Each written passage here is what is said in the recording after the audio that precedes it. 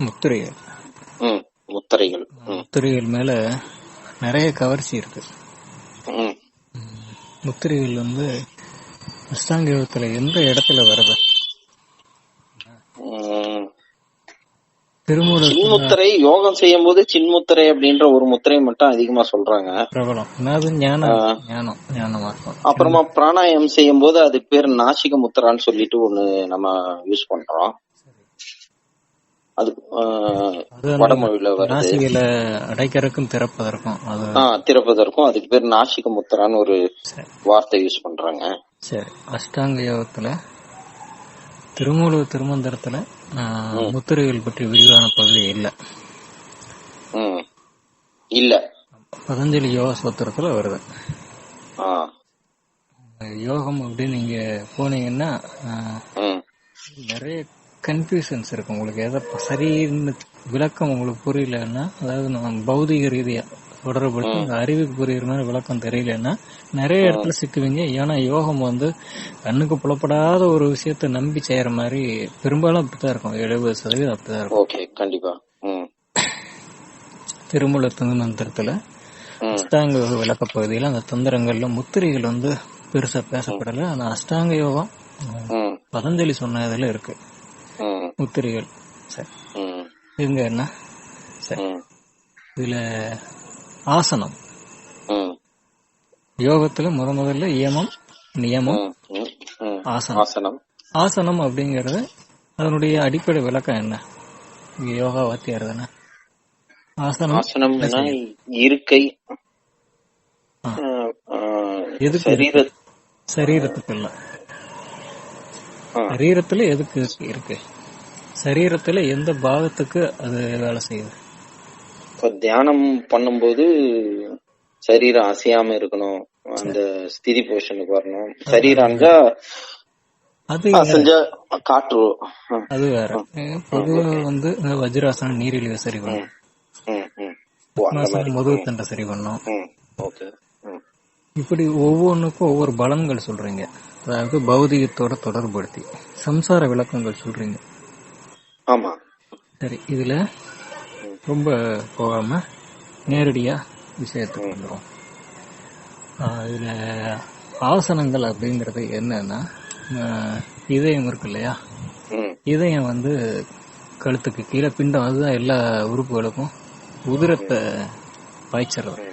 உதிரம் பாஞ்சாதான் அதன் மூலமா பிராணம் எல்லா சத்து எல்லா உறுப்புகளுக்கும் செல்களுக்கும் ஒவ்வொரு அணுவுக்கும் போய் சேர்ந்து அதையெல்லாம் உயிர் போட இருக்கும், இல்லாட்டி செத்து அழுகிடும். இப்ப உதிரத்தினுடைய இன்னொரு பேர் வந்து நெருப்பு. நெருப்பு போலன்னா நீர் மிகுதி ஆயிரும். நீர் எல்லா பொருட்களும் எல்லா ஸ்தூல வஸ்துக்களையும் கரைச்சிரும். மழை பெய்யும் போது பாறையே கரைஞ்சிரும். பாறை வந்து செதஞ்சு அதுல இருக்கிற அயம் வெளியே வர ஆரம்பிச்சிடும். நீங்க ஆற்றங்கரையில போனீங்கன்னா அது மண் துகளா அயத்துகளா பார்க்கலாம். பாறையவே சகலத்தையும் கரைக்கக்கூடியது நீர். நெருப்பு சேரலன்னா நீர் குணம் அதிகமாகி சரீரத்துல எல்லா செல்களும் அழிய ஆரம்பிச்சிடும். இப்படி நம்ம இதயத்தை எடுத்துட்டீங்கன்னா, இதயத்துக்கு கீழ் நோக்கி பாயிற ரத்த ஓட்டம், இதயத்துக்கு மேல் நோக்கி பாயிற ரத்த ஓட்டம், இதயத்திலிருந்து மேல பாயிற ரத்த ஓட்டம்னு ரெண்டு இருக்கு. கீழே பாயிறது எல்லாமே வந்து இதயத்திலிருந்து கீழே நுரையீரலுக்கு, வயிற்றுக்கு, கால்களுக்கு, இதெல்லாம் ஒரு பக்கம். இது வந்து உடம்புல 3ல 1 பாகம், 4ல 3 பாகம். உடம்பு 4 பாகமா பிரிச்சா 3 பாகம் கீழ் நோக்கி, மேல இதயத்துக்கு மேல வந்து கால்வாசி தான். அதுக்கடுத்து கண்டமும் தலையும் தானே இருக்கு. சரி, இது இதயத்திலிருந்து மேல் நோக்கி போற ரத்த ஓட்டம். நீ ரத்தம்ங்கிறது திரவம் தான். திரவத்துக்கு எப்பவும் கீழே போறது ரொம்ப ஈஸி, மேல போறது கஷ்டம். நெருப்பு சேர்ந்தாதான் திரவம் மேல போகும். அதனால இது கால்வாசி பாகமா இருந்தாலும், இதயத்திலிருந்து கீழ் நோக்கி போக வேண்டிய ரத்தம் வந்து 3/4 பாகத்துக்கு போக வேண்டி இருந்தாலும், அதாவது 75% வந்து இதயம் கீழ் நோக்கி ரத்தத்தை செலுத்துறதுக்கு தான் வேலை செய்யணும், 25% தான் மேல செலுத்தணும். ஆனா இருக்கிறதுலே கஷ்டம் எதுன்னா மேல செலுத்துறதுதான் இதயத்துக்கு கஷ்டம். குறைஞ்ச பாகமா இருந்தாலும் செலுத்துறது கஷ்டம் இருக்கு. அதனால மேல ரத்தம் அதிகம் பாயாது, கீழே தான் அதிகம் பாயும். சரி, இப்படியே ஒரு மனுஷன் தூங்கி எந்திரிச்சான்னா உடம்புல நெருப்பு குறையும், எல்லாம் ஒடுக்கத்துக்கு போயிடும், குளிர்ச்சி ஜாஸ்தி ஆயிடும். ம். உடம்புல இருக்கிற நீர் வந்து புரியுது. ஆவி நிலையிலிருந்து உறைஞ்சு கீழே போயிட்டே இருக்கும். இதை நீங்க தொடர்ந்து கேட்டுட்டே வரணும், அப்பதான் புரியும். விளக்கம் அறியாம உள்ள யோகத்துக்குள்ள போகக்கூடாது. நிறைய டைவர்ஷன்ஸ் இருக்கு. சம்சார விளக்கங்களை போட்டு உள்ளுக்குள்ள நிறைய பிரிச்சிருக்காங்க யோகத்துக்குள்ள. அதுல இருந்து விளக்கி காட்டுறேன் எதெல்லாம் வந்து இந்த தண்ணியில பாசியை விளக்கிட்டு உள்ளுக்குள்ள என்ன இருக்குன்னு காட்டுற மாதிரி. இப்போ வந்து இந்த கீழ் நோக்கி போயிடுற ரத்தம், மேல் நோக்கி போற ரத்தம்னு ரெண்டு. தூங்கிட்டோம்னா தூங்கித்தான் ஆகணும் மனுஷன், எல்லாரும் தூங்கும். இப்போ வந்து எல்லா உறுப்புகளுக்கும் ரத்த ஓட்டம் குறையும். காலையில எந்திரிச்சாவே நமக்கு வந்து சுறுசுறுப்பு வர்றது இல்ல, ரத்தம் பாஞ்சிறது குறைஞ்சு போச்சு இல்ல, மேல கீழே எல்லா இடத்துக்கும். சரி, அதனால எழுந்ததும் கீழ் நோக்கி கால்களுக்கு ரத்தம் பாயறத தூண்டுறதுக்கு பேரு தான் ஆசனம். நீங்க காலுக்கு நிறைய ரத்தம் பாய வைப்பீங்க. அதாவது இதயத்திலிருந்து கீழ் நோக்கி ரத்தத்தை பிராண ஓட்டத்தை தூண்டக்கூடிய செய்கைக்கு பேரு யோகத்துல ஆசனம்னு பேரு. நியமத்துக்கு அப்புறம் வரக்கூடிய ஆசனம் என்ன வேலை செய்யும்னா இதயத்திலிருந்து கீழ் நோக்கி போகக்கூடிய பாயக்கூடிய ரத்தத்தை தூண்டிவிடும், ஓட்டத்தை தூண்டிவிடும். அதனால கால்களுடைய விரல் நுனி வரைக்கும் நல்ல ரத்தம் பாயும், அங்க உயிர்ப்பு அதிகம் உண்டாகும். இது ஆசனம். காலைல எந்திரிச்ச உடனே வந்து நீங்க தியானத்துக்கு குளிச்சு முடிச்சுட்டு தியானத்துக்கு உட்கார்ந்தீங்கன்னா உடம்புல ரத்த ஓட்டம்லாம் உற்பத்தியா இருக்காது. இப்பதானே எந்திரிச்சிருக்கோம், அது குளிச்சுட்டீங்கன்னா டக்குன்னு எல்லாம் குளிர ஆரம்பிச்சிடும். நீர் படுறதுனால இன்னும் உடம்புல அனல் குறையும். இப்ப ரத்த ஓட்டம் குறையும், பிராண ஓட்டம் தடைபடும். டக்குன்னு நீங்க வந்து தியானத்துக்கு உட்கார்ந்தீங்கன்னா தூக்கம் தான் வரும். ஆசனங்கள் ஏதாவது பண்ணீங்கன்னா கீழ் நோக்கி பாயிற ரத்தம் வந்து அதிகமாகும், சுறுசுறுப்பு உண்டாகும். இப்படி இந்த உடம்ப முதல்ல பிசிக்கலா தயார் பண்றது. ஏன்னா நீ உட்காரணும்னாவே உன் தலைய தாங்கிட்டு இருக்கிறதே கால் தான். 90 கிலோ வெயிட் நாம இருக்கிறோம்னா அந்த 90 கிலோவும் எங்க தாங்கிட்டு இருக்குன்னு நம்ம பாதங்கள் தான் தாங்கிட்டு இருக்கு. நீ ஆசனம் போட்டு உட்கார்ந்தாலும் உன்னோட இடுப்பு தான் எல்லாத்தையும் தாங்கணும், தலை முதற்கொண்டு. நீ சகசிராரம் புருவமத்தின்னு சொல்லி எல்லாத்த பத்தியும் பேசினாலும் அங்கதான் ஜோதி இருக்கு இங்கதான் ஜோதி இருக்குன்னு நீ சொன்னாலும் உன்னுடைய ஜோதியை உற்பத்தி பண்ற இடத்தையே தாங்கி நிறுத்துறது உன்னுடைய காலும் இடுப்பும் தான். அப்ப அது நல்லா இருந்தா தான் அது இருக்கவே முடியும். உச்சியில கோபுர உச்சியில கலசம் வச்சிருக்கோம், கோபுரம் ஸ்ட்ராங்கா இருக்கணும், இல்லைன்னா கலசம் கீழே வந்துடும். கலசம் தான் கோயிலுக்கு முக்கியம். நம்ம கோபுரத்தினுடைய சிமெண்ட்டை பார்த்து கும்பிடுறது இல்ல, கல்லை பார்த்து கும்பிடுறது இல்ல, கோபுரம் வச்சு கலசரத்தை பார்த்து கும்பிடுறோம். அந்த மாதிரி இது நம்மளுடைய மூலாதாரம் கால்கள் எல்லாம் வந்து அந்த பலம் இருக்கணும், அப்பதான் ஸ்தூலத்தை தாங்கி நிற்கும். இப்படி ஸ்தூலத்தை தாங்கிக்கக்கூடிய பணியை முதல்ல செஞ்சு அந்த பேஸ்மெண்ட்டை சரி பண்றதுக்கு பிறகு ஆசனம். இப்ப மேல நோக்கி ரத்தம் இருக்கு இல்லையா, ஆசனம் முடிச்சுட்டு என்ன பண்ணுவோம்? யமம் ஆசனம், அப்புறம் பிராணாயாமத்துக்கு வருவோம். பிராணாயாமம் பண்ணா மூச்சை தூண்டி விட்டுறோம். பிராணாயாமத்துல இந்த நாசிகா முத்திரையை தவிர வேற ஒன்னும் வர்றதில்ல. இந்த நாசிகா முத்திரை கூட முத்திரைன்னு நாங்க சொல்றது இல்ல, முத்திரையை அதை வச்சுக்க வேண்டிய அவசியமும் அங்க வர்றதில்ல. பிராணாயாமம் செஞ்சா எல்லா இடத்துக்கும் ஓட ஆரம்பிச்சோம். ரத்தத்தை தூண்டி விட்டுட்டீங்க, இப்ப மூச்சை தூண்டி விடணும். சரி, இந்த ரத்தத்தை தூண்டி விடாம நீங்க உட்கார்ந்தீங்கன்னா உடம்பு உட்கார விடாது. ஏன்னா ஸ்ட்ராங்கா இல்ல, ரத்த ஓட்டம் இல்லாதனால கைகால் எல்லாமே வலிக்கும், உட்காரவே விடாது. சும்மா சுகாசனத்திலயும் இங்க உட்கார முடியாதுப்பா. அது முதல் வேலையா வருது. ரெண்டாவது, பிராணாயாமத்தின் மூலமா மூச்சை நீங்க தூண்டி விட்டீங்க அப்படின்னா எல்லா உறுப்புகளுக்கும் மூச்சு பிராணவாயு நிறைய போகுது. இது ரெண்டு. இந்த பிராணாயாமம் முடிச்சதுக்கு அப்புறம் அடுத்து பிரத்யாகாரங்கிறது என்ன? புலனொடுக்கம். ஒரு இடத்துல அசையாம உட்கார்றது புலனொடுக்கம். ஆமா, புலன் அடக்கம் இல்ல, ஒடுக்கம். இது வந்து புலனை அடக்கி ஒரு இடத்துல வந்து உட்கார்ந்துக்கிறது. அதுதான் வந்து தியானத்துக்கு தயார் பண்ற வேலை. இந்த பிரத்யாகாரங்கிற இடத்துலதான் வந்து உத்தரவு வருது. இப்ப கீழ் நோக்கி ரத்தத்தை நீங்க தூண்டி விட்டுட்டீங்க, எல்லாம் ஸ்ட்ராங்கா இருக்கு. மேல் நோக்கி நம்ம ரத்தத்தை தூண்டணும். உட்கார்ந்து இருக்கும் போது இயல்பாவே ரத்தம் கீழே பாஞ்சிட்டே தான் இருக்கும், அது ஒண்ணுமே பண்ண வேண்டியதே இல்லை. ஏன்னா நீரினுடைய இயல்பு கீழே ஓடுறதுதான். இதயத்துல ரத்தம் உற்பத்தி ஆனா நேரம் கீழே ஓடிடும். அதுக்கு ஈஸி, அது பம்ப் பண்றதுக்கு ரொம்ப. இதயத்திலிருந்து வெளியே வந்தோடனே டக்குன்னு கீழே இறங்கி ஓடிடும். அது ரொம்ப ஈஸி, ரொம்ப சகஜம். அதுக்கு விசேஷமா எதுவும் நீங்க செய்ய வேண்டியது இல்ல. காலையில இருந்ததும் செய்யற ஆசனம் வந்து இரவு முழுக்க ஓய்வு இருந்த ரத்த ஓட்டத்தை தூண்டி விடுறதுக்கு.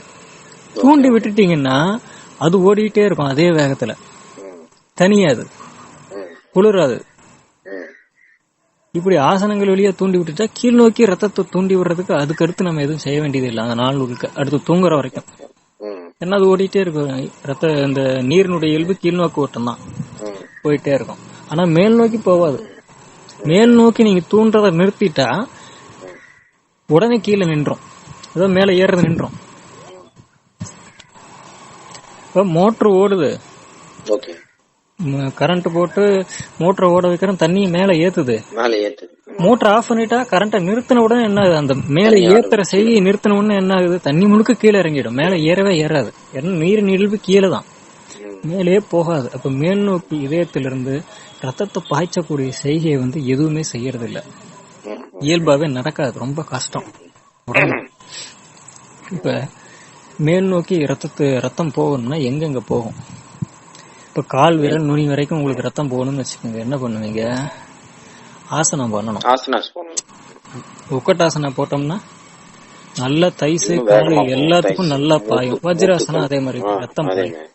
இப்படி கைகளுக்கு நீங்க அதிகம் பாய வச்சீங்கன்னா, கைகளுக்கு ரத்தம் அதிகம் பாயறதுக்கு மாதிரி ஏதாவது பண்ணீங்கன்னா, எக்ஸசைஸோ இல்ல விரல்களை நகர்த்துறதோ விரிச்சு மூடுறதோ கைய மேல எதை செஞ்சாலும் கைய நீங்க அசைச்சாவே அது ரத்தத்தை இழுக்க ஆரம்பிக்கும்.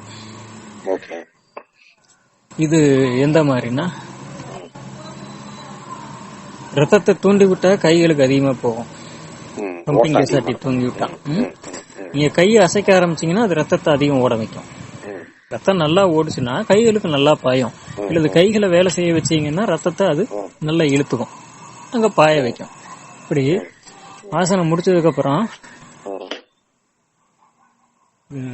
பிரத்யேகத்துல உட்காரும் போது முத்திரை ஏதாவது வச்சீங்கன்னா, முத்திரைகள் வந்து கை விரல்ல இருக்கக்கூடிய தசைகளை நீங்க அசைக்கிறீங்க. அத அசைக்கும் போது ஆனா ஒரு நிலையில வச்சுக்கிறீங்க. ஆசனம் பண்ணும் போதெல்லாம் ரத்தம் உடம்பெல்லாம் தூண்டி விடப்பட்டாலும் மேலே ஏறக்கூடிய ரத்தத்தின் இயல்பு வந்து கீழே சட்டுன்னு இறங்கிடும். மேல ஏறாது. நீங்க தியானத்துல இருக்க மேல பாயறது குறைஞ்சிட்டே போகும். பிரத்யேகத்துல இருந்தா இயல்பாக குறைஞ்சிட்டே போகும், ஒண்ணுமே பண்ண வேண்டாம். அத வந்து அந்த இப்போ தூண்டி விட்டத ஆசனம் வழியா ரத்த ஓட்டத்தை தூண்டி விட்டதை அப்படியே மெயின்டைன் பண்றது எப்படி? கீழே மெயின்டைன் பண்ண வேண்டியது இல்லை, ஏன்னா கீழே எப்பவுமே ஓடிட்டு இருக்கோம். மேல மெயின்டைன் பண்றது எப்படின்னா, அங்க ஒரு கான்ஸ்டன்டான பிரஷர் கொடுத்துட்டே இருக்கணும். அது முத்திரை. இப்ப விரலும் மடக்குனீங்கன்னா அந்த மசில் அசைதா, அந்த மசிலுக்கு ரத்தம் போய் ஆகணும். அங்க வந்து டென்ஷன் ஜாஸ்தி ஆகும். அந்த இடத்துல ரத்தம் போகும். ரத்தம் அங்க போகும்போது மேல் நோக்கி ரத்தம். இது ஒரு விதமா வெளிப்படையான விளக்கம். உள்ளுக்குள்ள போனீங்கன்னா நம்ம கைகள் இருக்கு இல்லையா, கைகள் முத்திரை எதுவும் வச்சீங்க அப்படின்னா எந்த முத்திரை மேலையும் நீங்க கட்டவரல் தான் வைக்கணும். பெரும்பாலும் 99% தான். கட்டவரல் உள்ள எடுக்கக்கூடிய முத்திரைகள் இருக்கு. நம்ம இந்த ஸ்தூலத்தை இயக்கிறது மூளைன்னு ஒண்ணு நமக்கு இருக்கு. சிறுமூளை பெருமூளைன்னு 2 பெரும்பாகங்கள் இதுல இருக்கு. இதுல சிந்தனை பாகம் பெருமூளை, அதாவது முன்னாடி இருக்கிற ஃபோர்ஹெட். செயல் பாகம் உடம்ப, ஆமா, செயல் பாகம் பின்னாடி இருக்கிற பிணியல் சிறுமூளை. உடலை இயக்கறக்கு சர்வ காரணி மூலப்பொருள் ஆதார யாருன்னா சிறுமூளை தான். பெருமூளை கட்டளையிடம் சிந்திச்சு அதை செயல்படுத்துறது இயக்குறது சிறுமூளை தான். ஸ்பைனல் கார்டு வழியா இயக்கும். ஸ்பைனல் கார்டுல அடிபட்டுச்சுன்னா டோட்டலா ஸ்பைனல் கார்டுலயோ, ஸ்பைனல் கார்டுங்கிறது மூலாதாரத்துல இருந்து ஆரம்பிச்சு மூளையினுடைய அந்த சிரசனுடைய பின்பக்கம் வரைக்கும் இருக்கு, கடைசி வரைக்கும் இருக்கு. இந்த தண்டுவடத்துல எங்க அடிபட்டாலும் டோட்டலா பாடி இயங்காது, ஸ்தம்பிச்சிரும். ஆனா சிந்திக்கவெல்லாம் முடியும், சிந்திக்க உன்னால முடியும். ஸ்டீஃபன் ஹாக்கிங்ஸ் மாதிரி சிந்திக்க முடியும், செயல் மட்டும் பண்ண முடியாது. செயலுக்கு ஏன்னா செயல்படுற பாகத்துக்கு போகக்கூடிய ரத்தம் பிராண ஓட்டம் தடைபட்டுருச்சு அடிபட்டு. இப்ப செயல் பாகத்தை யாரு கட்டுப்படுத்துறதுன்னா மொத்தமா சிறுமூளை பின்மூளை தான் கட்டுப்படுத்துது. அப்ப நீங்க ஒரு ஜக்கை எடுக்கணும், ஒரு பொருளை தூக்கணும், ம், ஒரு கிரிக்கெட் பேட்டை பிடிக்கணும், பாலை பிடிக்கணும்னா அந்த கிரிப்பிங்க்கு யார் ஆதாரம்னா பின்மூளை தான் ஆதாரம். நீ அதை பிடிக்கணுங்கிற விருப்பத்துக்கு ஆதாரம் முன்மூளை சிந்தனை. ம், ம், ம். அந்த கிரிப்பிங்க்கு ஆதாரம் பின்னாடி இருக்கக்கூடிய சிறுமூளை. சரி, இப்ப கையில முத்திரையை நீங்க பிடிக்கணும், வைக்கணும், செய்யணும் அப்படின்னா அதை அசைக்கிறதுக்கு ஆதாரம் யாருன்னா சிறுமூளை, பின்மூளை தான். கைய நீங்க எந்த விரலும் அசைச்சாலும் சரி, கைய நீங்க அசைச்சாவே அதுக்கு பெரும் சின்மூளை வேலை செய்யும், சிறுமூளை வேலை செய்யணும், பீனியல் வேலை செய்யணும். அப்ப அங்க வேலை செய்யணும்னா அங்க ரத்தம் அதிகம். ஒரு இடம் வந்து ஒரு உறுப்பு ரத்தம் அதிகம் பாய்ஞ்சா அது அதிகம் வேலை செய்யும். தலையில நின்னீங்கன்னா ரத்தம் கண்ணுக்கு அதிகம் பாயும், கண்ணு நல்லா வேலை செய்யும். கண்ணை நல்லா நீங்க யூஸ் பண்ணீங்கன்னா ரத்தம் அதிகம் பாயும். எக்ஸசைஸ் பண்ணா வந்து கைகளுக்கு ரத்தம் பாயிற மாதிரி. இப்படி சிறுமூளை அதனுடைய பாகமான கையை நீங்க அசைக்கும் போது, முத்திரைகள் வைக்கும் போது ரத்தம் அங்க பாஞ்சுதான் இங்க வரும், நேரா வந்து வராதுங்க. சரி, அப்ப நிர்பந்தப்படுத்தி இதயத்திலிருந்து ரத்தம் மேல் நோக்கி சிறுமூளைக்கு போறது தூண்டக்கூடிய ஒரு தந்திரம் முத்திரை. அதுவும் நிறைய போயிடுச்சுன்னா உடம்பு இயக்கத்தை தூண்டிடும். சிறுமூளையுடைய இயல்பு உடம்பை இயக்க வைக்கிறது, ஒடுக்கம் இல்ல. ஒடுக்கத்துக்கு காரணம் பெருமூளை. இதை பேசியிருக்கோம் யோகத்துல 39 பேசியிருக்கோம். யோகத்துல 39, அதுல 3-4 ஆடியா இருக்கும். சிறுமூளை, பெருமூளை, பீனியல், மெலடோனின், பிட்யூட்ரி, இதெல்லாம் பேசியிருக்கோம். அதை கேட்கணும். அதை கேட்டுட்டு இத துறந்தா வந்து இன்னும் புரியும். சிறுமூளை பின்மூளைக்கு நிறைய ரத்தம் பாஞ்சிருச்சுன்னா அது உடனே உடலை இயக்கத்துக்கு கொண்டு வந்துடும், தடுக்க முடியாது, எந்திரிச்சு ஒடியார வச்சிரும். இதே வந்து உடம்ப அசைச்சோம்னா சிறுமூளைக்கு நிறைய ரத்தம் போகும். இது ரிவர்ஸ். இந்த கைகளை நீ மூடி வைக்கும்போது, கைகளை முத்திரை வைக்காம தியானத்துக்கு போறீங்கன்னா, பிராணாயாமம் பண்ணாலும் அந்த மேல ஓடிட்டு இருந்த பிராணாயாமத்தின் மூலம் மேல் நோக்கி ரத்த ஓட்டத்தை தூண்டி விட்டுட்டீங்க அப்படின்னாலும் கொஞ்ச நேரத்துல வந்து அது குறைஞ்சிட்டே போகும். ஏன்னா மேல் நோக்கி பாயறது குறைஞ்சிட்டே போகும். இது தூண்ட தூண்ட தூண்ட மேல போகும். தூண்டலைன்னா அது கீழே ஓட ஆரம்பிச்சிடலாம். ஏன்னா கீழே ஓடுறது அதுக்கு இயல்பு, மேல போறது அல்ல. சரி, இப்படி முத்திரை வைக்காம உட்கார்ந்தீங்க அப்படின்னா கொஞ்ச நேரம் கழிச்சு இந்த சிறுமூளைக்கு போகக்கூடிய ரத்தம், மொத்தமா மூளைக்கு போகக்கூடிய ரத்தமே குறைஞ்சுக்கிட்டே வரும். அது பிராணாயாமம் முடிச்ச உடனே அந்த கவனம் கலையறது, தூக்கம் தள்ளுறது தெரிய ஆரம்பிக்கும். இது குறைஞ்சுக்கிட்டே போகும். நேர தியானத்துல உட்காந்தீங்கன்னா உங்களுக்கு டக்குனு தூக்கம் வந்துடும். இதுக்கு முடிவுல வந்து வேற ஒரு விளக்கம் வரும், கர்ப்பத்தோட கலந்து ஒரு விளக்கம் வரும். இது கவனமா கேட்கணும். சரி, இந்த சிறுமூளைக்கு போகக்கூடிய ரத்தத்தை தூண்டுறதுக்கு நீ முத்திரைன்னு ஒரு சின்னதா எது வச்சாலும் சரி, அது சிறுமூளைய ஆக்டிவ் ஸ்டேட்லயே வச்சிருக்கு, தூங்க விடாது. ஏன்னா அந்த கைய வைக்கிறதுக்கு அது விழிச்சிருக்கணும்ல, ஒரு வேலை செய்யணும். ஆனா அந்த ஓட வைக்கல, ஆனா இயக்கத்துல இருக்க வைக்கிறீங்க. ஒரு குதிரையை நிக்க வச்சிருக்க மாதிரி குதிரையை ஓடல வைக்கல, படுத்து தூங்கவும் விடல நீங்க. அதனால அது ஆக்டிவ்லயே இருக்கும். மேலே போகக்கூடிய ரத்தம் வந்து முதுகுத்தண்டு வழியா, ஸ்பைன் வழியா ஏறக்கூடிய ரத்தத்தை அது தூண்டி விடும். பிராணனை அல்ல, ரத்தத்தை. முத்திரை வந்து ரத்தத்தை தூண்டி விடும். ரத்தம் போறதுனால அதன் வழியா சொற்பமான பிராணனால அது போயிட்டே இருக்கும். மூளை தூங்காது, உங்களை தூங்கவும் விடாது, தியானம் கலையாது. இதுக்கு தான் முத்திரைகள். ஆனா இத வந்து இன்னைக்கு எப்படி கொண்டு வந்துட்டீங்க, இந்த முத்திரை வச்சு இந்த நோய் சரியாயிடும், அதுக்கெல்லாம் இல்ல முத்திரைகள். அப்படி சரியாறதா இருந்தா இவ்வளவு நோயை தீக்கலாம். கொஞ்சம் கொஞ்சம் வேலை செய்யும். ஆமா, நம்மளுடைய சரீரம் முழுவதுமே கவத்தால் ஆனது, நீர் தான். எரிச்சா பிடி சாம்பல் தான் மிஞ்சம், அவ்வளவுதான் ஸ்தூலம். மீது முழுக்க வந்து தண்ணி தான், விதவிதமான தண்ணி தான். இது எல்லாமே இவ்வளவு தண்ணி இருக்கு. அதனால நம்ம சகல ஜீவராசிகளுக்கும் இடகலை இயல்பு. இதுல உஷ்ண சேர்த்தீங்கன்னா இடகலை பிங்களையா மாறும். இப்படி முத்திரைகள் நீங்க வைக்கிறதுனால, ஆசனங்கள் பண்றதுனால என்ன ஆகும்னா உங்களுக்கு இடகளுடைய தாக்கம் குறைஞ்சு பிங்கலை நிறைய ஓட ஆரம்பிக்கும். சுழுமுனை எல்லாம் திறக்காது. ஏன் சுழுமுனை திறக்காதுன்னு வேற ஒரு இடத்துல பேசியிருக்கோம். நீங்க எந்த ஆசனம் பண்ணாலும் பிராணாயாமம் பண்ணாலும் மறுபடி இடகலைய ஒழிச்சு பிங்கலைய தூண்ட முடியும். சுழுமுனையெல்லாம் கொண்டு வர முடியாது. சுழுமுனை சும்மா இருக்கும்போது மட்டும்தான் நடக்கும். உடலை நீங்க எந்த விதத்துல நீங்க அசைச்சாலும் பிராணனை விரயம் பண்ணாலும் சுழுமுனை நடக்காது. ஏன்னா சுழுமுனைங்கிறது பிராண விரயம் அடங்கி பிராணன் ஒரே நேர்கோட்டுல மேல போறது அண்ணாக்கு வாசல் வழியா.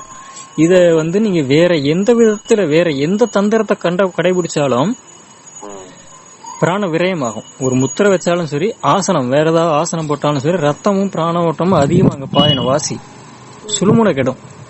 சுழுமுனைய நீ உருவாக்க முடியாது.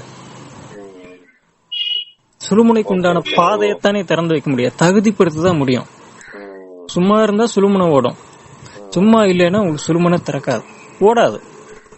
இயங்க ஆரம்பிச்சா சுழுமுனை கெட்டு கீழே இறங்கி பிங்களையா மாற ஆரம்பிக்கும். இதே இன்னும் கொஞ்சம் இயங்க ஆரம்பிச்சீங்கன்னா பிங்களை இடகலையா மாறி போயிடும். ஏன்னா உடம்பு அனல் குறைஞ்சிரும். அதனால நீங்க ஆசனம் செஞ்சாலும் சரி, உடம்ப சூடுபடுத்திட்டீங்கன்னா வேகமா ஓட்டம் உண்டாகி உடம்பு சூடாச்சுன்னா பிங்களை உண்டாகும், இடகலை நீங்கி. ஏன்னா குளிர்ச்சியா இருந்த நீரை நீங்க உஷ்ணவாயுவா மாத்தினால பிங்களை உருவாகும். பிங்களை உங்களுக்கு தூங்க விடாம வச்சிருக்கோம். ஆனா அதே சுழுமுனையா உருவாக்கும்னா அதெல்லாம் உருவாக்காது. அதாவது அந்த ஆடியை தேடி கேட்டுக்கணும். எந்த விதமான பிசிக்கலான எந்த தந்திரமும் சரி சுழுமுனையை திறக்காது. அப்படி மயங்க கூடாது. முத்திரையில வச்சா சுழுமுனை திறந்துரும்னா இல்லை. ஏன்னா உனக்கு சுழுமுனைங்கிறது செயல்பாகம், உடலுடைய செயல்பாகம் அடங்கி உயிர்ப்பு பாகம் மட்டும் விழிப்போடு இருக்கிற நிலை. அதாவது பெருமூளை விழிப்போடு இருக்கிற நிலை. பெருமூளுடைய கட்டுப்பாட்டுக்குள்ள சிறுமூளை வந்துடும். இந்த முத்திரை வைக்கிறது மத்த எல்லாமே சிறுமூளையை செயல்பட வைக்கக்கூடிய செய்கைகள். இதெல்லாம் எந்த ஆசனமும் சரி, எந்த விதமான முத்திரை வேற எந்த விதமான தந்திரமும் சுழுமுனையை திறக்காது. சுழுமுனையை செயல்பட விடாது, கெடுக்கத்தான் செய்யும். ஆனா அதெல்லாம் உதவி செய்யாதுன்னு அர்த்தம் இல்ல. அதெல்லாம் சுழுமுனைய தகுதிப்படுத்துறது, இந்த ரன்னு கிளீன் பண்ணி வைக்கிற மாதிரி. அதெல்லாம் இல்லைன்னா இடகலையா மாறிக்கும். அது இடகலை மாறாம நிறுத்தி வச்சுக்கிறது பேரு தான் இது. சரி, இதுல இன்னைக்கு இந்த முத்திரை வச்சா உங்களுக்கு இது சரியாயிரும். ஏன்னா முத்திரையினுடைய வேலையே என்னன்னா நீரை குறைச்சு நெருப்பை சேர்க்கறது. ஆசனத்தினுடைய வேலையும் அதே தான். உடம்புல ஓட்டத்தை தூண்டி விட்டு நெருப்பை தூண்டி விடுறது. இதன் மூலமா ஏதாவது சரியாகும் அப்படின்னா இல்ல. உடம்பு முழுக்க கபமா இருக்கு, நிறைய நீர் இருக்கு. அதனால ஆசனங்களே இன்னைக்கு பெரும்பாலும் வேலை செய்யறது இல்ல. ஆசனத்துல 100 பங்கு தான் முத்திரை. அவ்வளவுதான். நீங்க டச் பண்றீங்க ஒரு ஃபிங்கரை. ஆசனம் சக்கராசனம் எப்படி வளைக்கிறீங்க? அந்த சக்கராசனம் செய்யும் போது பாயாத ரத்தமும் பிராணமுமா நீங்க சின்முத்திரை வைக்கும் போது அவ்வளவு அளவுக்கு பாயுமா? 100 பங்கு கூட பாயாது. ஆனா ஆசனங்களுக்கும் முத்திரைகளுக்கு என்ன வித்தியாசம்னா, ஆசனங்கள் கபாலத்துக்கு கீழே தொடர்புடையவை, முத்திரைகள் சிறுமூளை, அதாவது மூளையோட நேரடி தொடர்பு இருக்கு. அதுக்கு நேரடி தொடர்புனா பெருமூளை தொடாது, ஒரு கனெக்ஷன் இருக்கு அதுக்கும் மூளைகளுக்கும். அதனால ஆசனங்களை காட்டிலும் முத்திரைகள் பெட்டர். என்ன, மூளையை சரி செஞ்சு அதன் வழியா உறுப்புகளை சரி செய்யும். ஆனா சரி செய்யுமானா சரி செய்யாது. அவ்வளவு கபம் நாம வச்சிருக்கோம். அவ்வளவு உஷ்ணம் உடம்புல ஏத்த முடியாது. அப்படி நீங்க ஏத்துறீங்க அப்படின்னா நெடுநேரம் செய்யணும், அதெல்லாம் வேலை செய்யாது. அப்படின்னா இந்த ஏரோபிக்ஸ் பண்றவங்க, மார்ஷியல் ஆர்ட் பண்றவங்க, இப்ப பாக்ஸர்ஸ் யூஸ் பண்றதை விட நீங்க ரத்த ஓட்டத்தை கைக்கு தூண்ட போறீங்க முத்திரை வழியா. ஒரு பாக்ஸர் யூஸ் பண்றதை விட எவ்வளவு ரத்தம் கைக்கு அவனுக்கு பாயணும். இப்ப அவங்களுக்கு எல்லாம் எல்லா நோயும் தீர்ந்துருதா? இல்ல, அது வேற இது வேற. முத்திரை வைக்கும் போது எவ்வளவு ரத்தம் பாக்ஸர் கைகளுக்கு தூண்டி விட்டாலும் சுவாச விரயம் அவனுக்கு இருக்கு. பரதநாட்டியம் ஆடுறவங்க ஃபுல்லா முத்திரை தானே சாமி யூஸ் பண்றாங்க. எல்லாம் வேலை செய்யுதானே? இல்ல, ஏன்னா புலன்கள் திறந்திருக்கனால எல்லாம் வெளியே ஓடிடும். நீ தூண்டி விடுற, மேல் நோக்கி தூண்டி விடுற ரத்தம் கண்ணு, காது, மூக்கு, வாய் இதெல்லாம் உலகத்தோட திறந்து வச்சிருக்கறனால அதன் வழியா பிராணம் வெளியே போயிருமே ஒழிய கபாலத்துக்கு ஏறாது. நியாயமா பின்மூளைக்கு பாஞ்சுதுன்னா சொற்பமா அது இன்னும் கொஞ்சமாவது தாண்டி மேல பெருமூளைக்கு ஏறணும். அப்படி ஏறணும்னா புலனோடுக்கு இருக்கணும். நீ கண்ணு காது மூக்கெல்லாம், அதாவது தியானத்துல இருக்கணும். முத்திரைகளும் தியானமும் வந்து ஒரே மாதிரி. மாலையில பூவும் நாரும் சேர்ந்தா அதுக்கு பேர் மாலை, தனியா இருந்தா அது வேற. இந்த மாதிரி முத்திரை தியானத்தோட தொடர்பட்டு புலன் ஒடுக்கத்தோட தொடர்படும் போதும் முத்திரையை வேலை செய்யும். அதாவது வேலை செய்யுங்கிற வார்த்தையை அங்க அப்பதான் சொல்ல முடியும், இல்லைன்னா சுத்தமா பயனற்று போயிடும். சரி, இதுல நீங்க முத்திரை வேதாந்திரியில் நிறைய சொல்லி வச்சிருக்காங்க முத்திரைகளுக்கு. இதெல்லாம் சம்சார விளக்கங்கள், யோகத்துக்கு அதுக்கு சம்பந்தமே கிடையாது. நீங்க அதை போட்டு குழப்பிக்க கூடாது. கிட்னியை சரி பண்றதுக்கு என்ன ஆசனம் இருக்கு? ஆசனத்துக்கு வந்து சக்கராசனம் போடலாம், பேக் பெயினுக்கு ஆசனம் போடலாம். பேக் பெயினுக்கு ஃப்ரண்ட்டை பொறுத்து பேக் பெயின், ஃப்ரண்ட் பெண்டிங் ஒரு சில பெயின் எதுனா பச்சைமுத்தாசனம் போடலாம். சரி, ஒரு சிலருக்கு பின்னாடி வளைஞ்சா ரொம்ப வலிக்கும் பச்சைமுத்தாசனம், முன்னாடி மச்சேந்திராசனம் நல்லா இருக்கும். மச்சேந்திராசனம் நல்லா இருக்குங்களா? இதெல்லாம் யார் சொன்னா? பதஞ்சலி சொன்னாரா? எப்ப இடுப்பு குறுக்கு வலிக்கு உனக்கு மச்சேந்திராசனம் போட்டுக்கு சரியாயிருன்னு அவர் சொன்னாரா? அங்க திருமூலர் சொன்னாரா? இது நீங்களா உங்க சௌரியத்தை கண்டுபிடிச்சது. யோகத்தினுடைய உண்மை முகத்தை வந்து நீங்க இப்படி புரிஞ்சுக்கிறீங்க. அப்படி இல்ல. இப்ப யோகா மாஸ்டர் உங்களை கேட்டாவே என்னன்னு சொல்றீங்க? வாசனை இதுக்காப்பா கண்டுபிடிச்சது. அது எவ்வளவு பெரிய விஷயம். ஒரு பொருளுடைய உண்மை முகத்தை மறைச்சுக்கிட்டு என்னென்ன பர்பஸ் எல்லாம் சொல்றீங்க. ஏன்னா சம்சார வாழ்வுக்கு, சம்சாரிகளுக்கு ஏத்த மாதிரி அதை நீங்க கொண்டு பாக்குறீங்க. அஷ்டாங்க யோகம் அதுக்காக எழுதப்படல. சம்சாரி நீ என்ன சொன்னாலும் எவ்வளவு ஆசனத்தை, இப்ப இந்த ஆசனம் வந்து உனக்கு இடுப்புக்கு பலம் தரும், இந்த ஆசனம் உனக்கு இருதயத்துக்கு பலம் தரும் எவ்வளவு சொன்னாலும் அவன் செய்வான், நல்ல ஆரோக்கியமா இருப்பான், செத்து போய் மறுபடியும் மறுபிறப்புக்கு வருவான். அதுக்காக எழுதுனது அஷ்டாங்க யோகம். பிறப்பு ஒழிக்க வல்லமா எழுதுனது, நோய் தீக்கிறக்கா எழுதுனது. நோய் தீர்ந்து நல்லா இருந்தா சரி, ஆனா உண்மை அதுக்குள்ள மறைஞ்சு போயிடுது இல்ல. நீங்க ஒரு லௌகீகமான ஒரு தேக சம்பந்தமுடைய உலக லாபத்தை அதை முன்னாடி வைக்கும் போது உண்மையா அஷ்டாங்க எதுக்கு சொல்லப்பட்டது, ஒரு ஆசனம் எதுக்கு சொல்லப்பட்டதுங்கிறது சுத்தமா மறைஞ்சே போச்சே. யார் சொல்றீங்க மச்சேந்திராசனம் எதுக்குன்னா? மச்சேந்திராசனம் இளமையை தருமா?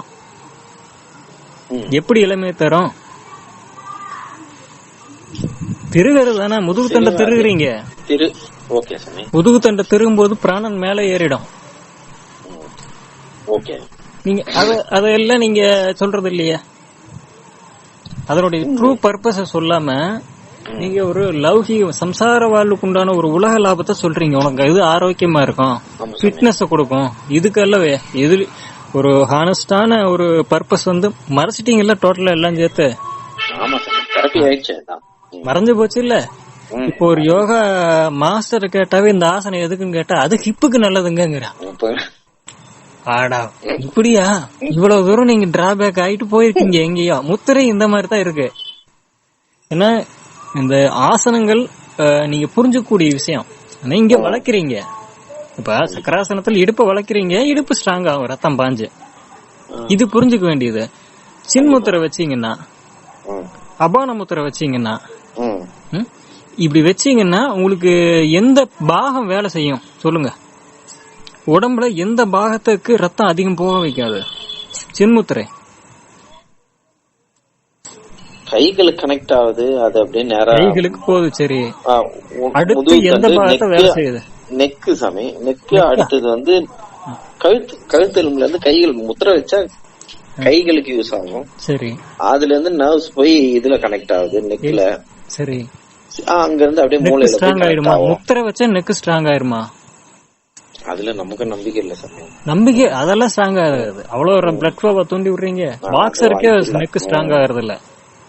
அவனே சிரசாசனம் ஆடுறாங்க, அவங்க ஃபுல்லா முத்திராசனம் யூஸ் பண்றாங்க. சிரசாசனம் வச்சா நெக் ஸ்ட்ராங்காங்கிறது நல்லா தெரியும் உங்களுக்கு. ஏன்னா டோட்டல் வெயிட்டே அதுதான் தாங்குது இல்லையா? அது தெரியுது. நீங்க சின்முத்திரை வச்சா நெக்கு ஸ்ட்ராங் ஆகணும்னா ஒரு பேசிக்கான விளக்கமே அங்க வரல இல்ல. இது புரிஞ்சுக்க முடியாத விஷயம். அது ஆனா புரிஞ்சுக்க கூடிய விஷயத்தையே நீங்க சம்சாரிகளுக்காக எப்படி மாத்திருக்கீங்க? ஆசனாஸ் ஃபுல்லா இந்த வியாதிக்கு அந்த வியாதிக்குன்னு மாத்தி வச்சிருக்கீங்க. அப்ப விளக்கமே சொல்லப்படாத, புரியப்படாத இந்த முத்திரைகள் நீங்க எந்த மாதிரி கொண்டு போவீங்க? அப்படித்தான் நீங்க கொண்டு போயிருக்கிறீங்க. இதெல்லாம் செய்யலாமா? சோ முத்திரையோட ட்ரூ பர்பஸ் என்ன அப்படின்னா, தியானத்துல ஒரு சாதகன் வந்து உட்காரும் போது அவனுடைய விழிப்பு நிலையை தூண்டுறதுக்கு தான் முத்திரை. ஆனா அந்த விழிப்பு நிலையை சுழுமுனையை தூண்டிடும் நினைச்ச கூடாது. பிங்களை தூண்டும், உனக்கு இடகலையை ஒழிச்சு பிங்களை தூண்டி விடும் முத்திரை. அதை நீங்க வச்சிட்டு இருந்தேன்னா என்னைக்கு வந்து இது நம்ம முத்திரை வைக்கிறதுனால பின்னாடி பீனியில் இருக்கிற மெலடோனின் நல்லா செக்ரேட் ஆகும். என்ன அங்க ரத்தம் பாயுது. புலனோடிக்கு வைக்கணும் தியானத்துல, கண்மூடி புலனோடிக்கு வைக்கணும். அப்படி வச்சீங்கன்னா அதுவும் நீங்க ஆசனம் பண்ணிட்டு வைக்கணும், இல்லாட்டி அதுவும் பாயாது. இது பின்மூளைக்கு ரத்தம் போறத கழுத்து வழியா தூண்டி விடும். ஆனா கழுத்துக்கெல்லாம் ரத்தம் பாயறத நீங்க முத்திரை வைக்கும் போது உணரவே முடியாது. சிரசாசனம் பண்ணும்போது கழுத்து சூடாகிறத நல்லா உணரலாம், வலிக்கும். முத்திரை வைக்கும் போது கழுத்து சூடாகிறத நீங்க தொட்டு பார்த்தாவே தெரியுமா? வாய்ப்பே இல்ல. சரி, இது பிராண ஓட்டத்தை தூண்டி விடும் இல்ல, அந்த விளக்கத்துக்குள்ளே வராது.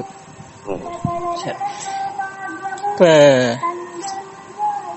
யோகத்துல தியானத்துல நீ புறநோக்கி உட்காரும் போது முத்திரை எந்த முத்திரை வச்சாலும் சரி அது நேரடியா பீனியல்ல தூண்டி விடும், ரத்தத்தை தூண்டி விடும். பீனியலுக்கு ரத்தம் போச்சுன்னா, ஒரு உறுப்புக்கு ரத்தம் போச்சுன்னா அதனுடைய வேலை என்னன்னா அது ஹார்மோனை சுரக்கும்.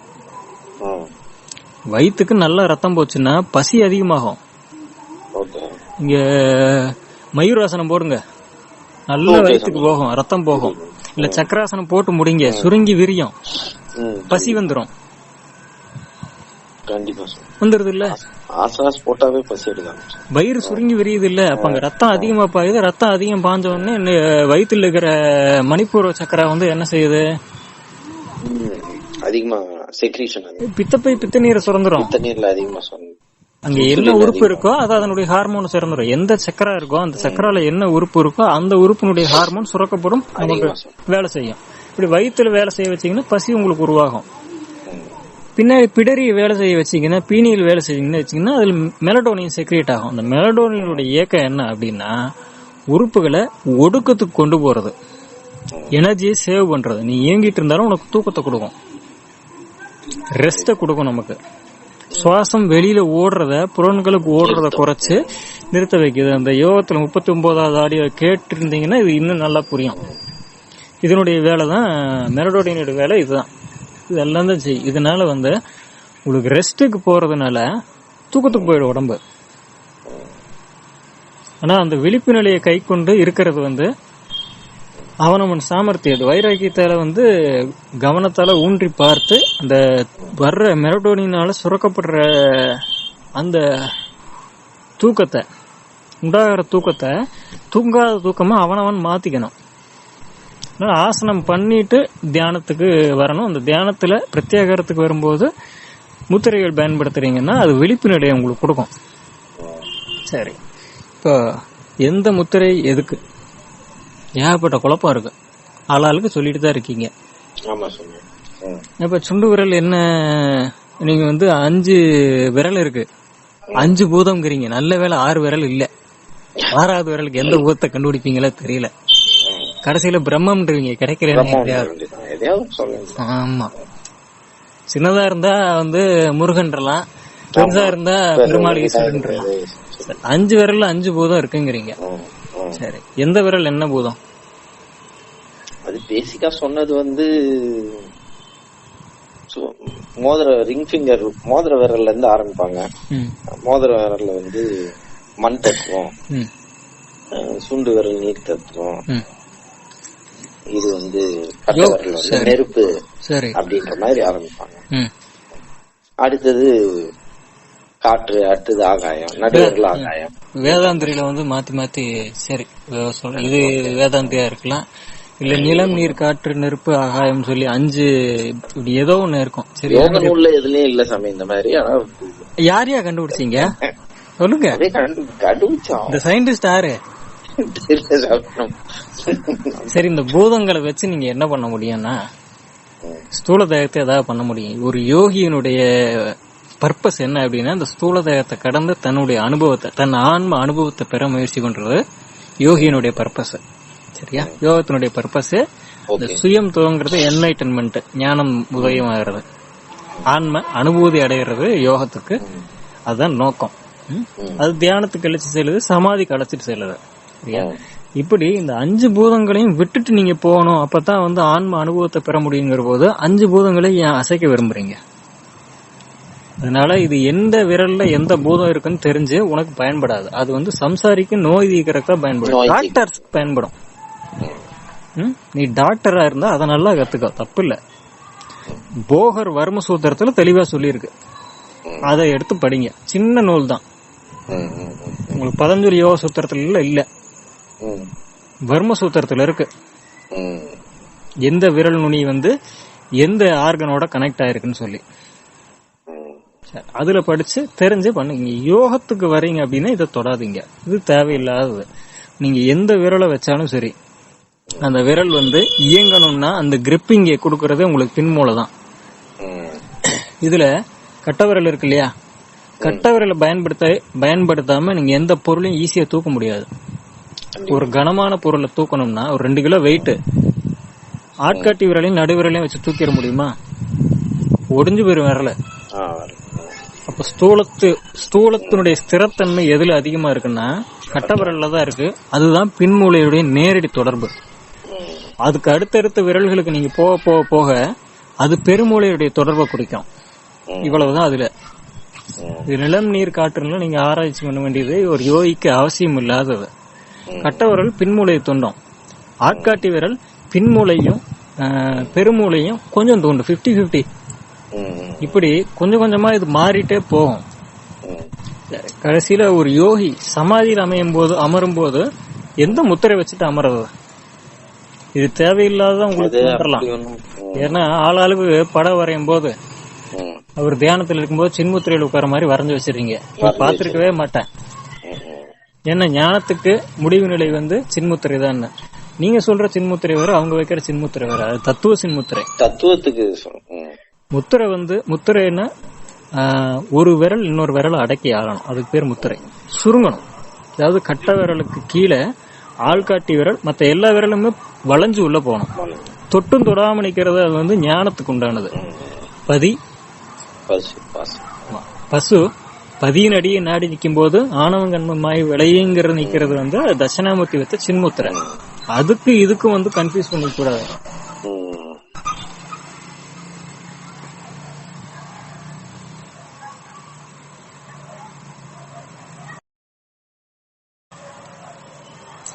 இப்ப இதுல கடைசியில வந்து சமாதி நிலைக்கு அவங்க போகும்போது யோகம் ஆசி முடிச்சுட்டு நீங்க வேற எந்த முத்திரை வச்சாலும் சரி உங்களுடைய பாம்ஸ் உள்ளங்கை வழியா ஆனால் வெளியே போகும். அதனால யோகம் தீவிரமாகும் போது எந்த முத்திரைக்கு போவாங்கன்னா, சின்ன குழந்தை பிறந்த உடனே எப்படி கையை வச்சிருக்க மூடி, இப்போ உங்களுக்கு போய் இப்ப கடற்கரையில ஒரு மண்ணை அள்ளிக்கோங்கிறேன், ஒரு கை நிறைய அள்ளிட்டேன், சிந்தாம வச்சுக்கோங்கிறேன், எப்படி வைப்பீங்க கைய? எல்லாம் மூடிடுவீங்களே எல்லா சைடும். இந்த மாதிரி மூடப்பட்ட முத்திரை தான் கடைசியில் இருக்கும். பிறக்கும் போதும் முடிவு நிலையிலையும் ஒரே முத்திரை தான் இருக்கும். யோகத்தின் முடிவிலையும் குழந்தை பிறக்கும் போது வரும்போதும் அந்த முத்திரை தான் இருக்கும். இந்த முத்திரை என்ன செய்யும்னா பின்மூளை பெருமூளை சிறுமூளை எல்லாத்தையும் வந்து ஒடுக்கி நிறுத்துற முத்திரை இது. மொத்தத்துல அது அங்க முத்திரையே இல்ல, அது இயல்பா வந்து நிக்கும். பிறக்கும் போது அது வந்து நிக்குது இல்ல, அந்த மாதிரி அது ஒடுக்கத்திலே அது வந்து நிக்கும். அதை முயற்சி பண்ண வேண்டியது இல்ல. இது இன்னும் வந்து நல்லா வந்து விவகாரமா யோசிச்சு அடே அப்பா சரி நாம அப்ப இந்த முத்திரை வச்சா சமாதிக்கு போயிடலாம் அப்படின்னு யோசிக்கிறாள். அதுக்கும் பேர் வச்சிருக்காங்க ஆதிமுத்ரா. அதான் ஆதிமுத்ரா அப்படின்னு. ஏன்னா அது முதல்ல இருந்தே வர்றது, முடிவு நிலையும் அதுதான். உடனே இந்த முத்திரை வச்சு பழகிறதெல்லாம் இல்ல. இந்த முத்திரை வச்சேன்னா உனக்கு வந்து பின்மூளை நிறைய செயல்பட ஆரம்பிச்சிடும். தியானத்துல உட்கார முடியாது ஆரம்பத்துல. துவக்கத்துல என்ன முத்திரை வைக்கணும்னு சொல்லி குரு மூலமா கத்துக்கிட்டு அதை பழகணும். நீயா வந்து இந்த ஆதிமுத்திரை வச்ச அப்படின்னா ஆதிமுத்திரை வேலை வந்து கைகளுக்கு நிறைய ரத்தம் பாயம் வச்சிடும், பின்மூளை நிறைய ரத்தத்தை ரிசீவ் பண்ணும், உனக்கு புலனொடுக்கம் வாய்க்காது. அதை நேரடியா அதை கத்துக்கணும். சரி, இப்படி வந்து யோகத்தின் ரகசியங்கள் எல்லாம் சம்சாரிக்கு ஏத்த மாதிரி மாத்தி மாத்தி மாத்தி இந்த உண்மை விளக்கங்களை பூரா எல்லாத்தையும் நீ மறைச்சிட்டே இருங்க. இப்படியே செஞ்சிட்டு இருந்தீங்கன்னா யோகம் வந்து எதுக்குங்கறத மறந்தே போயிடும்.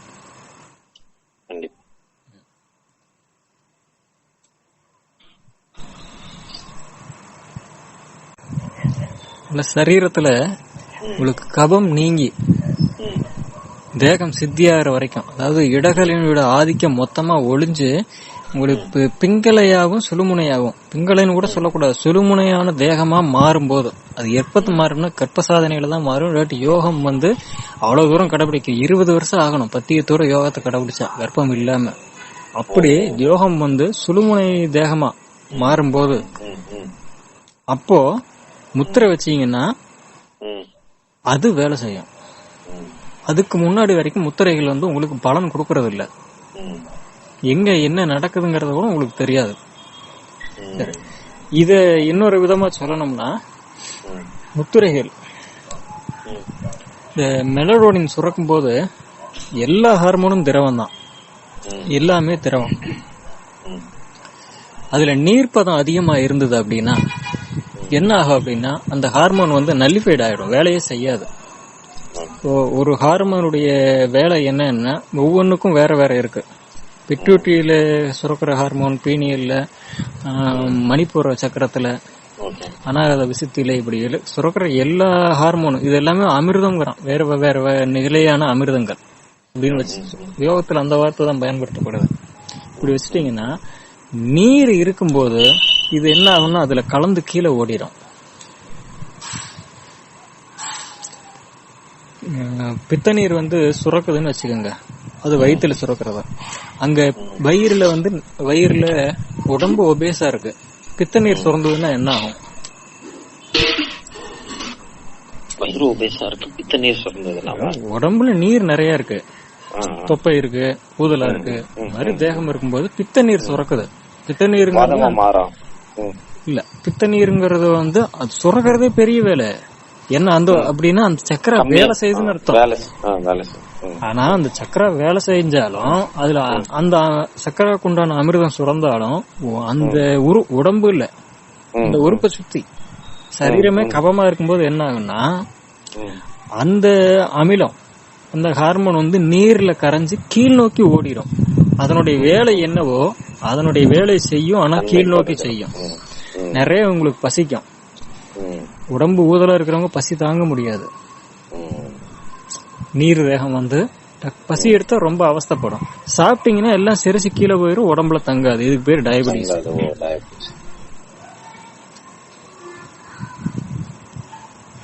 இப்படி லங்ஸ்ல சுரக்கிற ஹார்மோன் வந்து என்ன செய்யணும்னா, உடம்புல கால்சியத்தை ப்ரொடியூஸ் பண்ணணும். எலும்பு கூடுகளுக்குள்ள அனலை ப்ரொடியூஸ் பண்ணா, அதாவது வெள்ளை அணுக்களை உற்பத்தி பண்ணணும், அதனுடைய பேர். ஆனா லங்ஸ்ல கபம் இருந்துச்சுன்னா என்ன பண்ணும், இந்த கால்சியத்தை கரைச்சி கீழே தள்ளிடும். அப்போ உடம்புல லங்ஸ்ல தண்ணி நிறைய இருந்துச்சுன்னா, உங்களுக்கு அந்த சக்கரை வேலை செஞ்சாலும் அதுல சுரக்கிற அந்த ஹார்மோன் வந்து கரைஞ்சு நீர்ல கரைஞ்சு வெள்ளை அணுக்கள்லாம் வெளியில ஓடிடும். இதனால என்ன ஆகும்,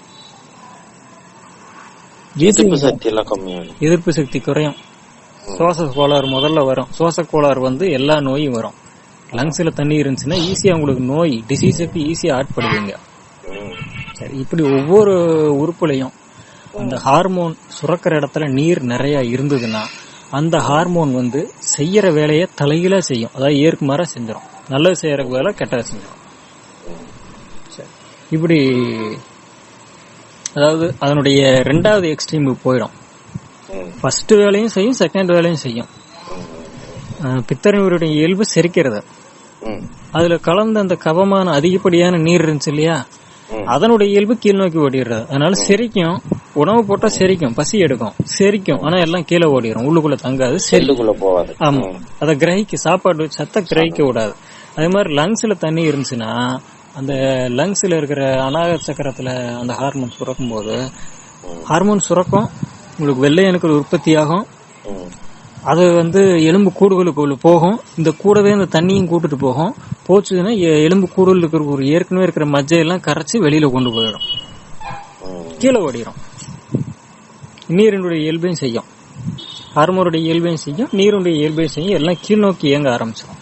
சரி, இப்படி முத்திரைகள் நீங்க முதல்ல வச்சீங்கன்னா, பீனியல் பின்மூளை வந்து தூண்டப்படும், மெலடோனின் சுரக்கும். அது சுரந்ததுன்னா என்ன ஆகும், மூளை முழுக்க உங்களுக்கு கவமா இருக்கு. மெலடோனினுடைய இயல்பு என்ன, புலன் ஒடுக்கத்தை கொடுக்கறது அதனுடைய முதல் வேலை, சுத்தமான வேலை அதுதான். அதனுடைய வேலை அதுதான், ஒடுக்கத்தை கொடுக்கறது, தூக்கத்தை அல்ல, ஓய்வு கொடுக்கறது. அது எப்போ நீர் அதிகமா அதுல இருந்ததுன்னா அந்த ஓய்வு உறக்கமா மாறிடும், தூங்கிடுவீங்க. டீப் ஸ்லீப் தாமசம் வரும், அதாவது சாத்வீகமா இருக்க வேண்டியது தாமசமா மாறிடும். இப்படி உடம்பு சுத்தம் இல்லாம நீங்க முத்திரை வச்சீங்கன்னா தூக்கம் தான் வரும். நல்லது பண்றதுக்கு போல அது கெட்டது பண்ணும். சரி, இப்படி உடம்பு சுத்தமானதுக்கு அப்புறம் முத்திரைகளை சரியானபடி பயன்படுத்தினீங்கன்னா அந்தந்த ஹார்மோன்கள் கரெக்டா சுரக்கப்படும். விழிப்பு நிலைன்னா அது விழிப்பு நிலை வேலையை மட்டுமே செய்யும். சரி, இத எப்போ இதெல்லாம் பலம் தர ஆரம்பிக்கும்னா சரீரத்தினுடைய கவம் நீங்க சுத்த கனல் தேகமா மாறணும். சுத்த கனல் தேகமானா ஒளியா இல்ல, நீர் சுருங்கி இது காயம் சித்தியாகணும். அப்பதான் முத்திரைகள் பலம் தரும். ஆனா அந்த நேரத்துல முத்திரைகள் உங்களுக்கு அவசியமே படாது. ஏன்னா தேகமே அனலா மாறிடுச்சு, அப்புறம் முத்திரையை வச்சு நீங்க அனலை தூண்ட வேண்டிய அவசியமே வராது. இப்ப ஒரு முத்திரை வச்சா எந்த முத்திரை வைக்கிறோமோ அந்த உறுப்புல நீர் இருக்க கூடாது இல்லையா? சரி, இப்ப உங்களுக்கு பின்மூளை அத விழிப்புல வச்சிருக்கிறதுக்கு தான் முத்திரையை வைக்கிறது. சரியா? அதை தூண்டுனா தான் அது போய் மத்த எல்லா கீழே இருக்கிற பிண்டமான உறுப்புல இருக்கிற எல்லா ஆர்கனுக்கும் தூண்டும் இல்லையா? அப்படிங்கிற போது தீனியல்ல மெலடோனின் சுரக்கும் போது தண்ணி நிறைய இருக்கக்கூடாது இல்லையா? தண்ணினா சாரம், லிக்விட்ஸ். அந்த சாரம் சுருங்கணும், நீர் சுருங்கணும்ல, நீர் சுருங்கணும். நீர் சுருங்கணும்னா எப்படி அந்த நீரை சுருக்கிறது? உடல்ல இருக்கிற நீரை சுருக்கணும்னா உஷ்ணத்தை கொடுக்கணும், இல்ல இந்த பிராணாயாமம், மருந்துகள், அந்த மாதிரி யோகம், ஆசனம். அந்த தண்ணி இப்ப அந்த மெலடோனின் ஹார்மோன் மூளைக்குள்ள அந்த பிடரியில் இருக்கிற தண்ணியில கலக்குதுன்னு வச்சுக்கோங்க. அது சாரமா மாறும். தண்ணியா இருந்தது சாரமா மாறும், ஆசிடா மாறும். இந்த ஆசிட்ல திரவத்தன்மை அதிகம் இருந்துச்சுன்னா கீழ் நோக்கி தான் ஓடும், ஆவியா மாறாது. மெலடோனின் ஆவியா மாறணும். எந்த ஹார்மோனும் ஆவியா மாறணும், இல்லைன்னா கீழ் நோக்கி அந்த ஹார்மோன் வீணா ஓடி போயிடும் திரவம் இருந்துச்சுன்னா. சரி, இப்ப இதுக்கு பேரு சாரம்னு பேரு. அமிலத்துக்கு, அதாவது நீருள்ள ஒரு ஆசிடுக்கு பேரு சாரம். இத காரமா மாத்தணும். எப்படி மாத்துறது? அப்பதான் அதனுடைய டென்சிட்டி அதிகமாகும், திரவம் குறையும். எப்படி குறைக்கிறது? நீரை எப்படி குறைக்கிறது? ஆசனா, சின்ன யோகம், எல்லாம் பேதி, மலஜல வழியா.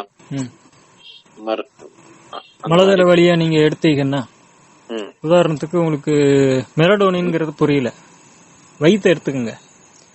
வயிற்றுல பித்த நீர் சுரந்துட்டே தான் இருக்கு எல்லா செகண்டும். நினைச்சீங்கன்னா இப்ப பசி இருக்கும், இப்ப பசிக்குதுன்னு நினைச்சா பசிக்கும். ஏன்னா அங்க சுரக்கிறதுனால தானே. நீங்க மெலடோனின் மேல தலைக்கு மேலன்னா வாசி சாமி இல்ல, அங்க அதுக்கே வேண்டாம். அங்க போல அதுக்கு முன்னாடி நீங்க சொல்ற மாதிரி பேதிக்கு எடுக்கிறீங்கன்னு வச்சுக்கோங்க. உடம்பு நீரை சுருக்கணும்ல, அதுக்கு பேதிக்கு எடுக்கலாம்னு சொல்லிட்டு நீங்க பேதிக்கு எடுத்தீங்கன்னா என்ன ஆகும்னா சுரக்கிற ஹார்மோனும் சேர்ந்து அந்த நீர்ல வெளியே போயிடும். ஹார்மோன் சுரக்குது, வயிற்றுல தண்ணி இருக்கு, அந்த தண்ணியில விழுகுது. நீங்க பேதிக்கு எடுத்தீங்க அப்படின்னா ஹார்மோனு தண்ணி ரெண்டும் வெளியே போகும். அந்த ஹார்மோன் எத்தனை நாளைக்கு தான் சுரக்கும் இப்படி வெளியே போக வச்சுட்டே இருந்தீங்கன்னா? அப்ப நீரை சுருக்கிறதுக்கு கீழ்நோக்கு தந்திரத்தை கண்டுபிடிக்காம மேல் நோக்கு தந்திரத்தை பயன்படுத்தணும். அப்பதான் பித்த நீர் சுரக்கு நீர்ல விழுகுது. அந்த நீரை சூடு பண்ணோம்னா என்ன ஆகும்? சுருங்கும், ஆவியாகி வெளியே போகும், ஹார்மோன் உள்ளுக்குள்ள தங்கும். புரியுதா? இது எப்படி செய்யறது? இது வாசி பிராணாயாமம். பேதிக்கு எடுத்தீங்கன்னா செய்ய முடியுமா? கீழே ஓடிரும் இல்லையா? ஸ்விம்மிங் பண்ணீங்கன்னா போயிடுமா? சரியா போயிடுமா? எல்லாம் யூரின்ல ஓடிடும், ஜலத்திலேயே நிக்குமே, யூரின்ல ஓடிடும் எல்லாமே. ஸ்விம் என்ன பண்ணுவோம், உங்களுக்கு நீருக்கு போக போக போக யூரின் நிறைய வரும். நீ வாக்கிங் போறதுக்கும் ஸ்விம்மிங் போறதுக்கும் நிறைய யூரின் வெளியே போயிடும். ஏன்னா கீழ்நோக்கு இயக்கத்தை தூண்டி விடும். குளிக்கும் போதே யூரின் வெளில போயிடும். யூரின் வெளியே வரும். சுருக்கம் தான் செல்லு சுருங்குறது இல்ல, கீழ்நோக்கு இயக்கம் தூங்கிடும் உடம்புல. செல்லு சுருங்குச்சுன்னா யூரின் வாசல் மலை வாசல் எல்லாம் அடைஞ்சு போயிடணும். திறக்குதே, கீழ்நோக்கு இயக்கம் அதிகமாயிடும். உடம்புல நீரினுடைய செய்கை அதிகமாயிடும். கீழ்நோக்கு இயக்கம்னா நெருப்பு குறைஞ்சு நீர்த்தன்மை செயல்பட ஆரம்பிச்சு. குளிக்கிற வெறுமனே தலைக்கு தண்ணி ஊத்துனாவே, மேல தண்ணி ஊத்துனாவே யூரினேஷன் தூண்டி, குளிக்கும் போதே யூரினேஷன் தூண்டிடுது. அப்ப ஸ்விம்மிங்ல இப்ப இதை நீ கடைபிடிக்க முடியாது. இதுக்குதான் வாக்கிங்னு சொல்லி ஒரு ஆடியோ பேசியிருப்போம். அது வேற, அது வேற. வேற எப்படி இந்த சாரத்தை காரமா மாத்துறது? சாரத்தை காரமா மாத்துறதுக்கு நீங்க சொன்ன மாதிரி வாசியை சொன்னீங்கன்னு வைங்க, வயிற்ற சுருக்குனீங்கன்னாவே பேதி போயிடும். ஏன்னா நீர் அதிகமா இருக்கு. நீ அந்த இடத்த சுருக்குனீங்கன்னா அது பிச்சுட்டு வெளியே போக பார்க்கும். எந்த பக்கம் ஈஸியா போக முடியும்? நீர் அதிகமா இருக்கு கீழே தான், அது சீக்கிரமா போக முடியும். கீழே ஓடும். ஆரம்ப நிலைக்கு என்ன செய்யறது? உபயோகப்படாத சமயம். ஆரம்ப நிலைக்கா? ஆரம்ப நிலைக்கு ஆரம்பத்துல ஒரு பேதி கொடுத்தோ ஒரு இது கொடுத்தோ பேதி கொடுத்தான் போயிருமேப்பா. பேதிக்கு 3 மாசத்துக்கு ஒரு தடவை அப்படின்ற மாதிரி. நான் சாரத்தை காரமா மாத்திர கேக்குறேன். நீங்க வயிற்று காலி பண்றது கேக்குறீங்க, ஆளை காலி பண்றதுக்கு வழி சொல்றீங்க.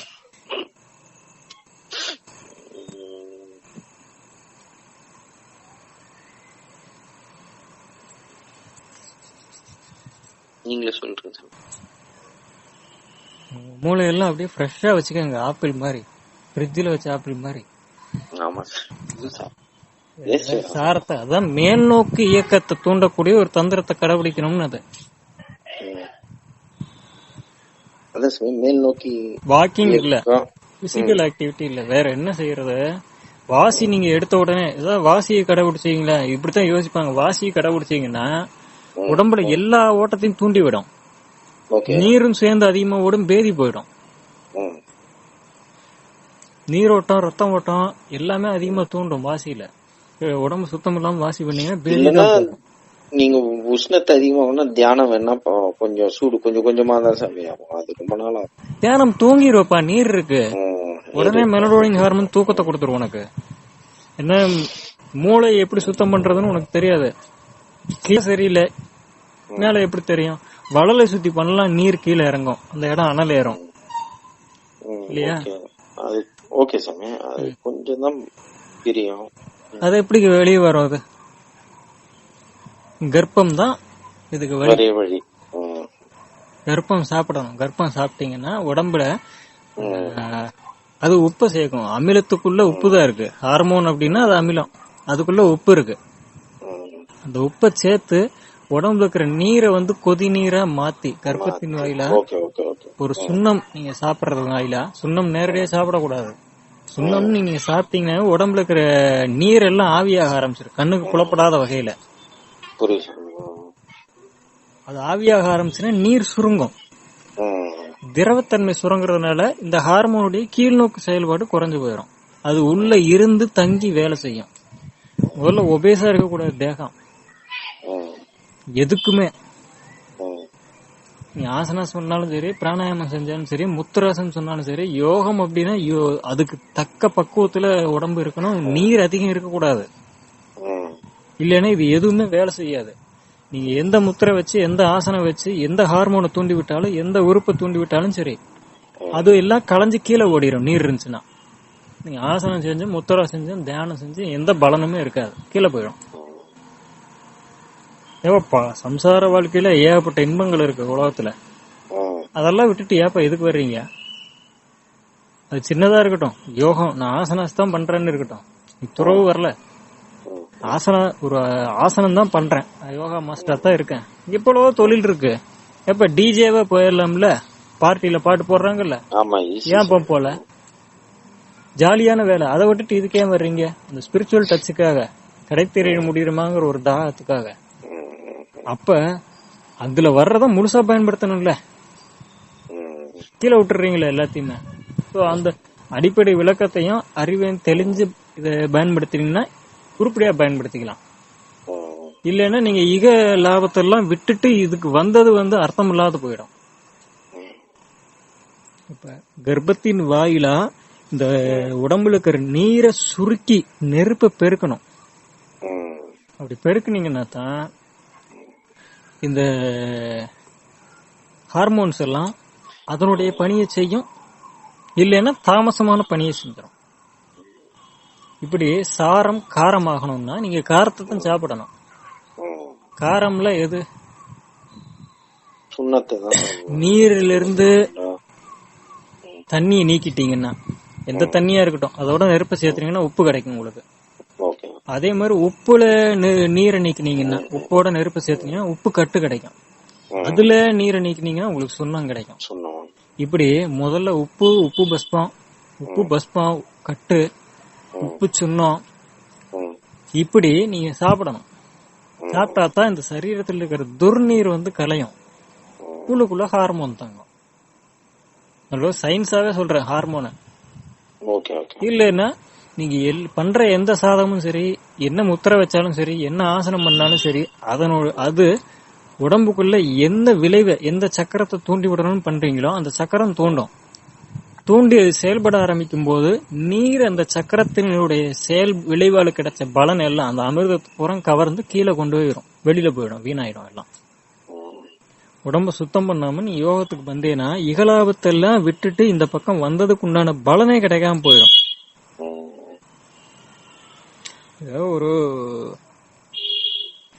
இப்ப பீனியலுக்கு முத்திரைக்கு வந்தோம்னா, முத்திரை வைக்கிறதே இந்த பின்மூலையை செயல்பட வைக்கிறதுக்கு தான், உறங்கா நிலையை உண்டாக்குறதுக்கு தான் அது. ஆனா இந்த முத்திரையை வைக்கிறதுக்கு நீர் இல்லாத வகையில பின்மூலையை, அதாவது மொத்த மூளையும் கபாலத்தை சிரசினுடைய கபநீரை நீங்க நீக்கிட்டீங்க அப்படின்னா செய்யற வேலை முழுசா பலம் தரும், இந்த உறங்கா நிலை உண்டாகும்.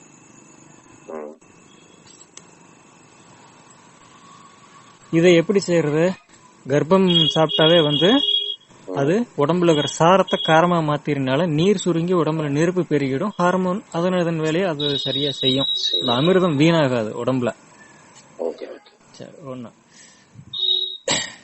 வளலை சுத்தி பண்ணா இன்னும் கொஞ்சம் நீர் கர்ப்பம் வேணும், வளலை சுத்தி வேணும். இப்படி உடம்புல நீர் நீங்கிருச்சுன்னு வைங்க, இப்பதான் முடிவு நிலைக்கு வர்றது. நீர் நீங்கிருச்சுன்னா இப்ப வாசி பண்ணீங்கன்னா ஓட்டம் தூண்டுனாலும் நீர் குறைவா இருக்கிறதுனால எதுவும் கரைஞ்சு வெளியில போகாது. நீர் அதிகமா இருந்தா நீர் வேகமா ஓடிச்சுன்னா எல்லா பகுதியும் கரைச்சு வெளியில ஓடிடும்.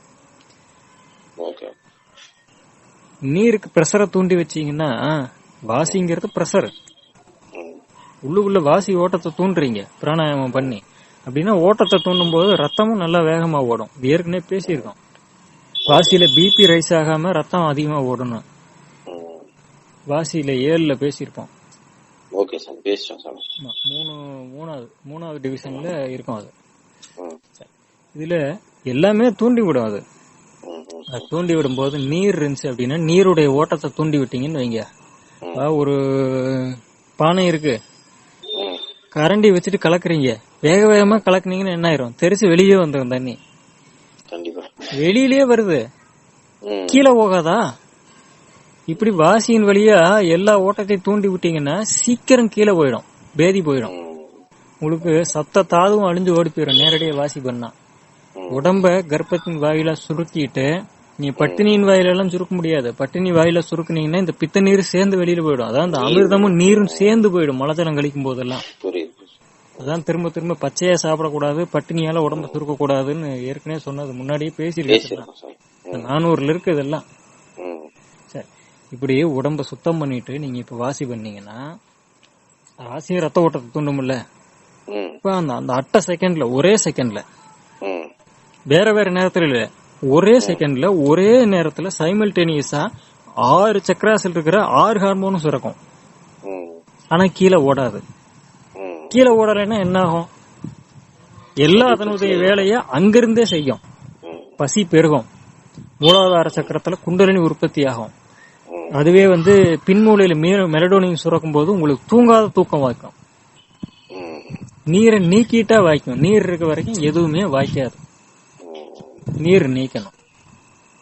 இதுல யோகிகளுக்கு சொல்றது.